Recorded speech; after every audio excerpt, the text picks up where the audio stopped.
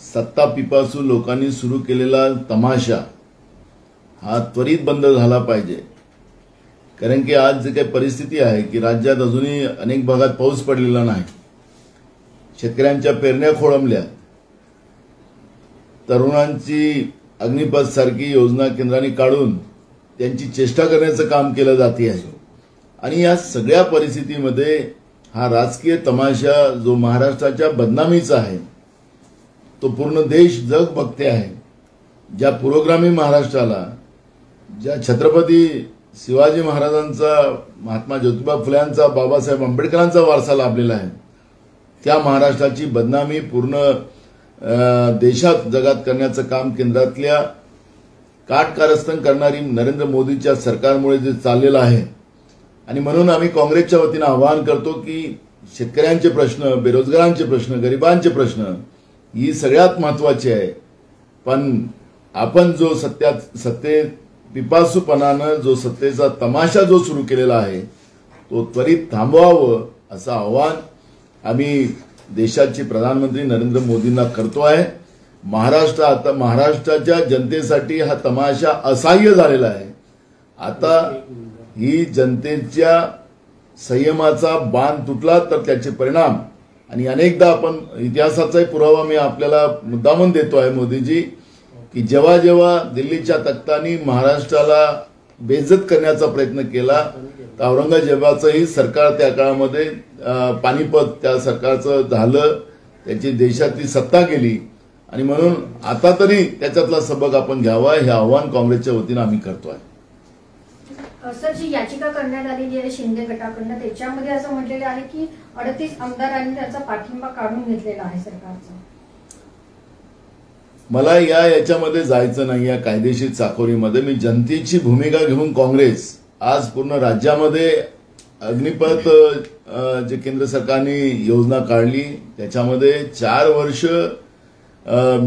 सेनेमध्ये त्यांना राहायचं आणि 4 वर्षानंतर त्याला रिटायर करायचं आणि भाजपच्या कार्यालयासमोर त्याला चौकीदार बनवायचं, हे धोरण केंद्र सरकारने जे केलेलं आहे त्या सरकारच्या विरोधात आज संपूर्ण देशामध्ये रस्त्यावर तरुण आलेला आहे।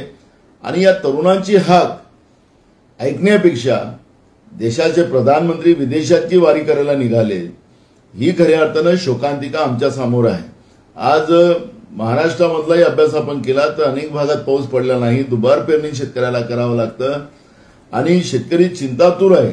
शेतकऱ्यांचा धान केंद्र सरकार घेत नाही, चणा जो पिकवला गेला होता चणा घेत नाही, आणि शेतकऱ्यांच्या घरामध्ये हे सगळं धान्य पडलेलं असताना केंद्र सरकार जे सातत्याने शेतकऱ्याची चेष्टा करते आहे त्याच्याकडे लक्ष करण्यापेक्षा या पद्धतीनं कोर्टात आणि न्यायिक व्यवस्थेमध्ये लोकांना फसवून, आणि खरं तर मला या निमित्तानं आरोप नाही, सत्यता असू शकतं की अग्निपथ या धोरणाच्या विरोधात ज्या पद्धतीनं देशभरामध्ये ते तरुण रस्त्यावर आले आणि मोठ्या प्रमाणात आगजनीचे प्रकरण पुढे आले, उद्रेक मोठ्या प्रमाणात पेटला, आणि त्या सगळ्या उद्रेकाला दाबण्यासाठी महाराष्ट्राला केंद्रबिंदू केलं काय हा प्रश्न या निमित्तानं निर्माण होतोय। आणि म्हणून आज आपण पाहतोय की राजकीय महाराष्ट्राच्या उतलपुतेलाच सगळ्या मीडियामध्ये सगळ्यात मोठं आपल्याला सगळीकडे पाहिलं, नॅशनल चॅनल असतील की स्टेट चॅनल असतील, सगळ्या चॅनलमध्ये महाराष्ट्राच्या राजकारणाच्या घडामोडी आपल्याला पाहायला मिळतात। आणि ही अग्निपथ जी योजना त्यांची जी फेल झालेली आहे देशाच्या संरक्षणामध्ये आणि तरुणांच्या चेष्टा करण्याची ही योजना जी आहे, या योजनेच्या बद्दलचं पाप लपवण्यासाठी महाराष्ट्रामध्ये या पद्धतीचा हा राजकीय उद्रेक करण्याचं काम केंद्राच्या सरकारने, नरेंद्र मोदीच्या सरकारने ठरवून केलेलं आहे असं म्हटलं तर वावं ठरणार नाही। की राज्यातील शेतकरी चिंतातूर आहे, मात्र राज्याचे कृषी मंत्री सुद्धा राज्यात नाहीये, ते गुवाहाटीमध्ये कोणाच्या देखरेखीमध्ये आहे ही आता सिद्ध झालेलं आहे। जवळपास 3000 कोटी रुपये या ऑपरेशनमध्ये केंद्र सरकारकडून खर्च केलं जाते अशा पद्धतीची एक मीडियाच्या माध्यमातून चर्चा आम्ही ऐकतो आहे। 50 कोटी एका आमदाराला असं आपण अंदाज पकडला तर 40 की 50 आमदार त्यांच्याजवळ 50 आमदार त्यांच्याजवळ आहेत, तर 50 आणि 50 असं विचारलं तर मग आता हे झालं आकडाच जवळपास 45,000 कोटीवर जातो आणि जवळपास त्या 50 कोटीचा जो अर्थ आपण पाहिला तर अशा हिशोब लावला तर हॉटेल वगैरेचे खर्च पाहिलेत म्हणजे सुरतमधला जो रिपोर्ट आम्हाला येतो आहे त्याच्यामध्ये अजूनही हॉटेलची बिलं दिली गेली नाही, तिच्यामध्ये मोठ्या प्रमाणात दारूवर खर्च झालेला आहे, अशा पद्धतीचा रिपोर्ट मीडियाच्या माध्यमातून आम्ही ऐकतो आहे. आणि असा 3,000 कोटी रुपये कोण खर्च करतो आहे? ईडी आता काय झोपलेलं आहे? ईडी का नाही तपासत या सगळ्या गोष्टीला? या सगळ्या गोष्टीला खऱ्या अर्थानं मान जर दूध पित असेल डोळे बंद करून, तिला वाटतं की आम्हाला कोणी पाहत नाही, ती अवस्था आज भाजपची झालेली आहे. सगळ्या पापाच्या मागं राजकीय उथलपातल महाराष्ट्रामध्ये करण्यामध्ये भाजपचाच हात आहे, हे आता सिद्ध झालेलं आहे. पण भाजपचे महाराष्ट्रातले नेते असं म्हणतात की आम्ही या मागे नाही आहेत, आमचं फुकट नाव घेतलं जातं. चंद्रकांत पाटलांनी तसं प्रसिद्धीपत्रक सुद्धा काढलं पक्षाचं की आमचं. त्यांचे केंद्रातले मंत्री सांगतात की 2 दिवसानंतर हे आताचं सरकार जे आहे ते विरोधी पक्षात बसेल.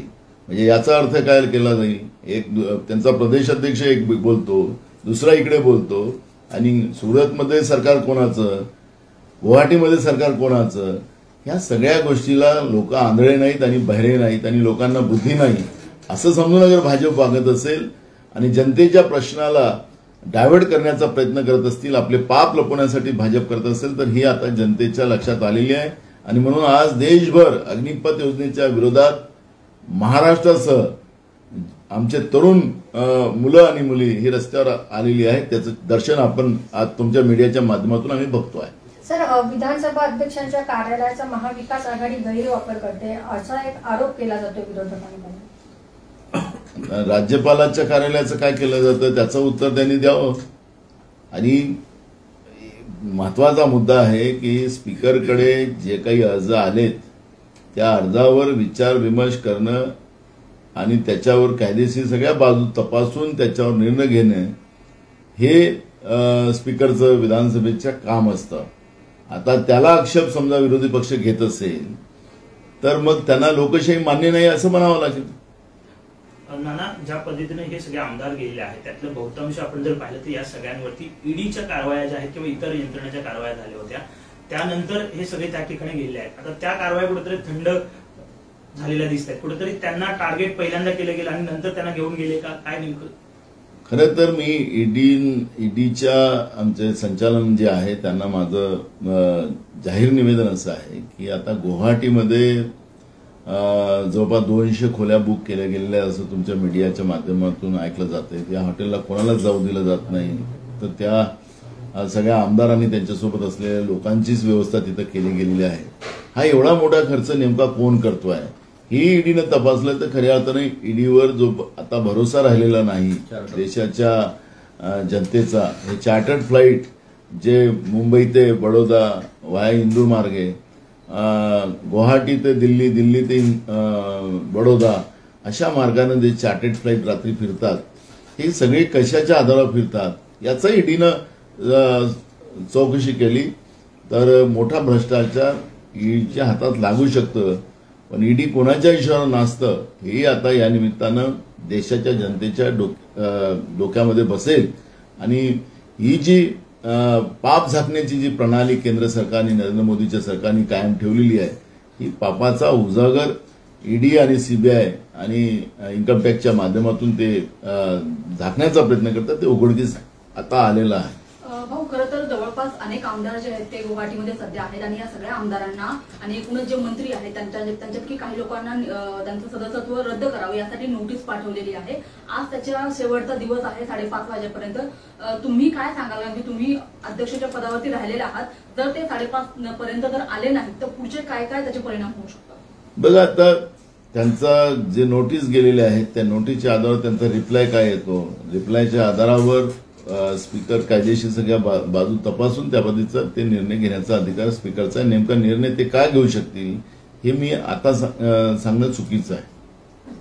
भाऊ, दुसरा एक प्रश्न असा होता की सध्या बंडखोर जो एक गट सध्या आसाममध्ये आहे तो गट एकतर भाजपामध्ये सामील होईल किंवा मग प्रहार किंवा मनसे अशी एक सध्या चर्चा चालू आहे. तुम्हाला काय वाटतं? कारण की भाजपने अजूनही स्वतःची भूमिका स्पष्ट केलेली नाहीये. तर जे बंडखोर आमदार आहेत ते सगळे मनसेमध्ये जातील किंवा मग प्रहारमध्ये जातील, त्याचे काय परिणाम होतील? बघ, आता 50 कोटी एका आमदाराची किंमत ठरलेली आहे असं तिथले आमदार कळवत असतील आणि तुमच्या मीडियाच्या माध्यमातून आम्ही ऐकतो आहे. तर आता काही लोक हिंदुत्वाचा लिलाव करायला निघालेले आहेत, कारण की हिंदुत्वाचा शब्द वापरला जातोय. काही लोक आता कशाचा त्या मतदारसंघाच्या जनतेचा लिलाव करतात आहे का, तो एक प्रश्न निर्माण होणार आहे. आणि म्हणून मी आता त्याच्यावरचं कुठलाही प्रतिक्रिया देण्यापेक्षा, ही पुढची जर तरची गोष्ट करण्यापेक्षा पुढे जे जे काही निकाल येतील त्याच्यावर प्रतिक्रिया दिली तर बरं ठरेल. सर, गुवाहाटीमध्ये काही आमदार आहेत ते आपल्या कार्यकर्त्यांशी किंवा मतदारांशी बोलताना म्हणतायत की माझी चौकशी करू नका, तुला अधिकार काय आहे. एक जण ट्विटवरनं धमकावतो की आल्यावर जशास तसं उत्तर देऊ. तो कुठेतरी नागरिकांना किंवा मतदारांना धमकावलं जाते असं वाटतंय. कसं आहे की आपण पाहिलं असेल की एकनाथ शिंदे साहेब ज्यावेळेस सगळ्या बंडखोर आमदारांना मार्गदर्शन करत असताना आमच्यासोबत महाशक्ती आहे. आता ही नेमकी महाशक्ती कोणाची आहे हे थोडंसं ते महाराष्ट्रात आल्यावर ते गुवाहाटीवरून सांगतील मला माहिती नाही, पण ही महाशक्ती कोण आहे ही आता लपलेली नाही आहे. नरेंद्र मोदीच्या केंद्राच्या सरकारचा दबाव तंत्र करून या पद्धतीने ते वागत असतील आणि ज्या मतदात्यांनी त्यांना आमदार केलं त्यांचाच अपमान करायला ते निघाले असतील तर त्यांना सगळं लकला बसो. शिंदे गटाने जे आहे ते महाविकास आघाडीचा पाठिंबा काढून घेतला असं याचिकात म्हटलंय. कुठेतरी सरकार मग अल्पमतात आलं का असं समजायचं. म्हणून तर आम्ही कालही सांगितलं की ही सगळी परिस्थिती जेव्हा निर्माण होतं तेव्हा राज्यपाल अगर स्वतंत्र त्यांचे अधिकार जे आहेत, आता तर राज्यपाल कोणाच्या इशारा वागतात त्याला काही मला वेगळे टिप्पणी करण्याची गरज नाही. ही जी काही परिस्थिती झाली ही सगळ्या परिस्थितीमध्ये राज्यपालांची भूमिका महत्वाची होती. तातडीनं हे जे वातावरण झालं, आमदार फुटून चालले गेलेत, ही परिस्थिती राज्यपालाच्याही निदर्शनास आलेली आहे. राज्यपालांना स्वतंत्र अधिकार आहेत आणि राज्यामध्ये शांतता, सुव्यवस्था आणि या सगळ्या कायद्याचं पालन करण्यासाठी, देखरेख करण्यासाठी ही पद आपल्या घटनेप्रमाणे बहाल केलं गेलेलं आहे. पण ते कशाची वाट बघतात आहेत राज्यपाल महोदय, का नाही बोलवत अधिवेशन, हे सगळे प्रश्न त्या ठिकाणी निर्माण होतात आहेत. त्याच्यामुळे हे सगळे बाहेर बाधा आहे. कारण की विधानसभा हे राज्याचं सर्वोच्च मंदिर आहे, जनतेचं लोकशाहीचं मंदिर आहे. याच्यामध्ये हे सगळ्या प्रक्रिया व्हायला पाहिजेत.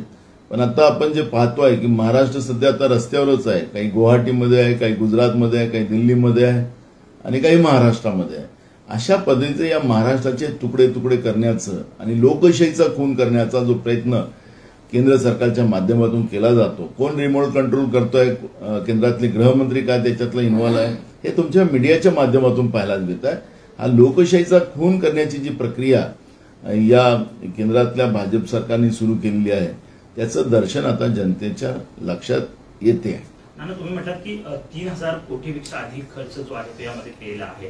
कुठेतरी सत्ता मिळवण्यासाठी हे सगळं केलं जाते का, किंवा हा ट्रेंड जो आहे तो राजकारणातला वाढतोय का? कारण पहिलं हे बघा, 3000 कोटीचं मी आजच तुमच्या मीडियाच्या माध्यमातून ऐकत होतो, काही पेपरला पण त्या बातम्या आलेल्या आहेत. काही आमदारांनी सुद्धा वक्तव्य त्याच्यामध्ये केलेलं आहे की 50 कोटी एका आमदाराला देण्याचा निर्णय झालेला आहे. अशा पद्धतीच्या बातम्या तिथूनच बंडखोर आमदाराच्या माध्यमातून पाहायला मिळतात आहेत.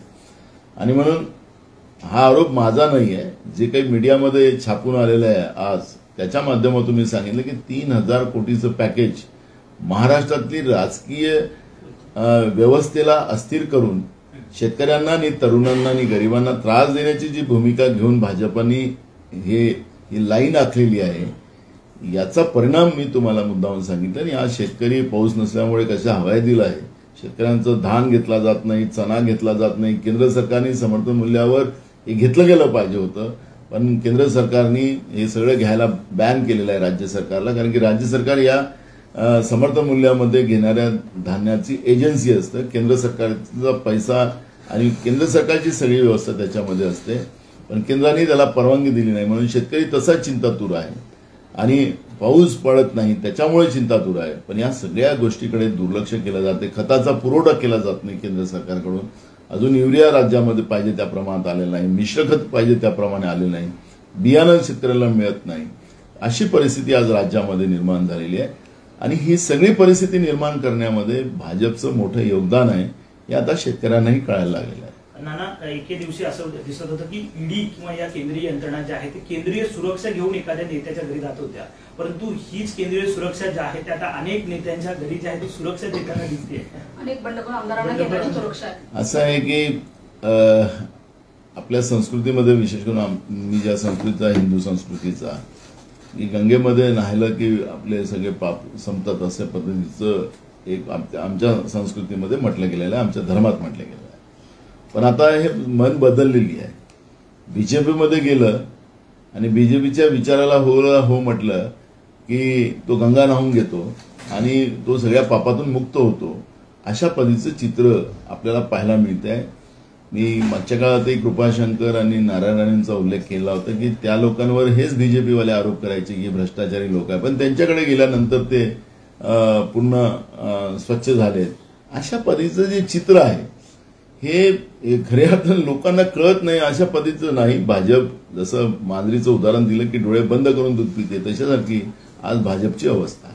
भाऊ, सध्या आपण बघायला गेलं तर शिंदे गटाकडून असा दावा केला जातोय की महाविकास आघाडी सरकार सध्या अल्पमतात आहे, तर महाविकास आघाडी सरकार सध्या फ्लोर टेस्टिंगसाठी सध्या तयार आहे. राज्यपाल मोदयांनी याच्यातली भूमिका घेतली पाहिजे, हेच आम्ही कालपासून सांगतोय की राज्यपाल मोदयांनी भूमिका घेतली पाहिजे. अल्पमतात आहे तर मांडा ना, विश्वासदर्शक ठराव आणला पाहिजे तातडीनं विरोधकांकडून, आणि राज्यपाल मोदयांनी तातडीनं अधिवेशन लावलं पाहिजे आणि सरकारला फ्लोर टेस्ट केली पाहिजे.